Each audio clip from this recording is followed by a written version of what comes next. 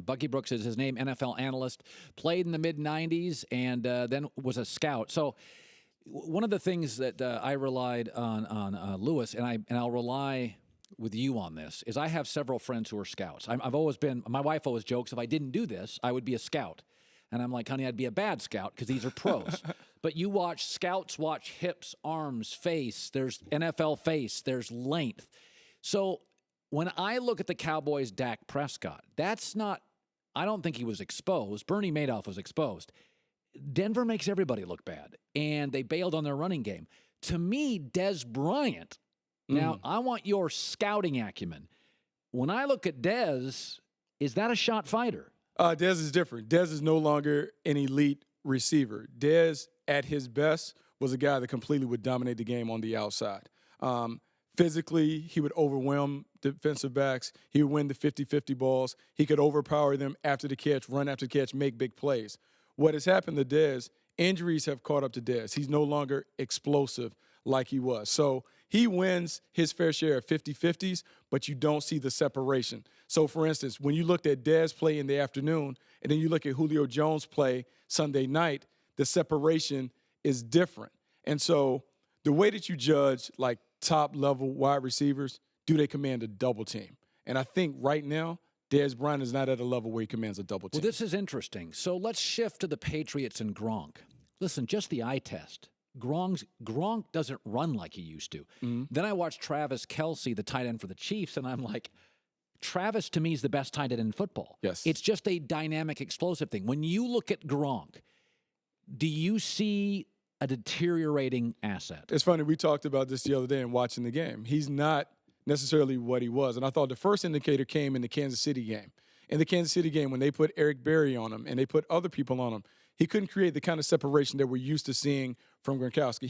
He is a whirlwind. He's a Tasmanian devil on the outside in terms of the way he just overwhelms defensive backs. But now with so many injuries, knee, elbow, arms, legs, everything, he's not that same player. Now, you still have to pay attention to him because Brady's very comfortable with him. Especially in the red zone. You have to account for him. You have to. And that size, he expands the strike zone. But in terms of what he was a couple years ago, Gronkowski is not the same either.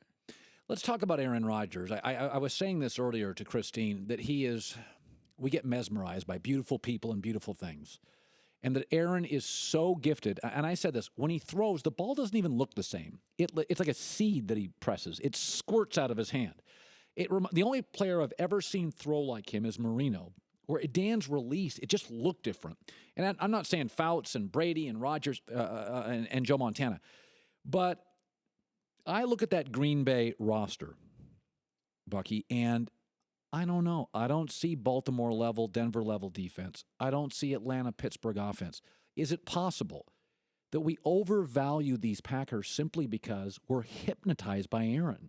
Well, we overvalue him because – so we always talk about the franchise quarterback thing. And in today's game, we talk about judging teams by the level of their quarterback play. Well, what Aaron Rodgers has done, Aaron Rodgers has masked a lot of the flaws that the Packers may have had.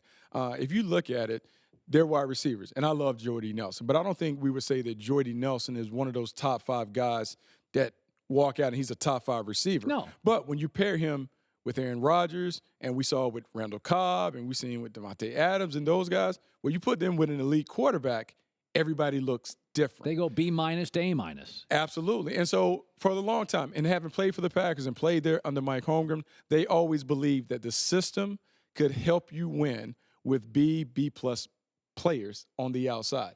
Never really invested in a first-round pick at wide receiver. Never really put a lot of capital in that position. And so when the quarterback is the dude and the quarterback is an A-plus talent, you can play with Bs around. But what happens is when he doesn't have the support of a dominant defense or he doesn't have the support of a dominant running game, now the job becomes harder. He can get you into the playoffs. He can get you to the division round and the championship round. But when you get into the Final Four, typically the teams with the best rosters are the ones that win. People forget this. Getting to a conference championship and winning the Super Bowl is 2 wins over the best teams you'll play all year. Like the Colts with Andrew Luck could get to a conference championship. They were overwhelmed by New England, who then could go to the Super Bowl and lose.